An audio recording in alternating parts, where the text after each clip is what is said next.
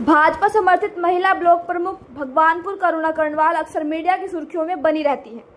पहली बार जब वो मीडिया के सामने आई तो उन्होंने एक प्रेस वार्ता करके अपने ताऊ पूर्व विधायक देशराज कर्णवाल के खिलाफ कई गंभीर आरोप लगाए थे, जिसके कुछ दिन बाद ब्लॉक प्रमुख के अधिकार सीज कर दिए थे और इस मामले ने तूल पकड़ लिया था, जिसके बाद कोर्ट के आदेश पर ब्लॉक प्रमुख के अधिकार बहाल हुए थे।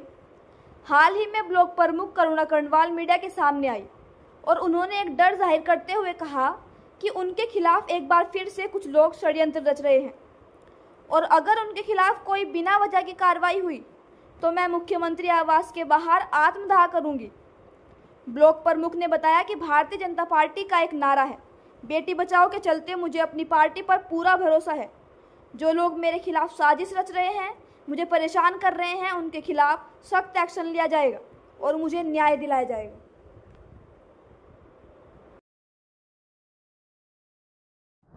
देखिए, डर तो यही है कि फिर से वो मुझे यहाँ से हटवा न दे, क्योंकि पहले भी गलत कार्रवाई हुई थी और इस बार भी, क्योंकि मुझे बार बार सुनने को मिल रहा है इधर से भी उधर से भी कि भाई तुम्हें फिर से हटवा दिया जाएगा।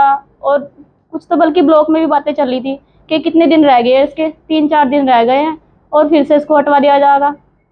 तो वो मुझे काम भी नहीं करने दे रहे, क्योंकि अच्छे से अधिकारियों को उन्होंने इतना गुमराह कर दिया कि वो गलत कार्रवाई करने पर उतर गए। बिल्कुल, मैं अपनी सरकार से प्रार्थना करती हूँ कि वो अपनी बेटी का सहयोग करे, क्योंकि अगर वो ही नहीं करेंगे, मेरा सहयोग करेगा तो कौन सहयोग करेगा। अब ना तो कभी मैंने अपनी पार्टी के खिलाफ जाने की कभी सोची, ना मैं कभी सोचूंगी, क्योंकि मेरे पास पार्टी के अलावा और है ही क्या।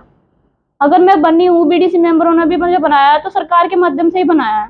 तो मैं अपनी सरकार से यही उम्मीद करती हूँ कि वो मुझे अच्छे से काम करने दे।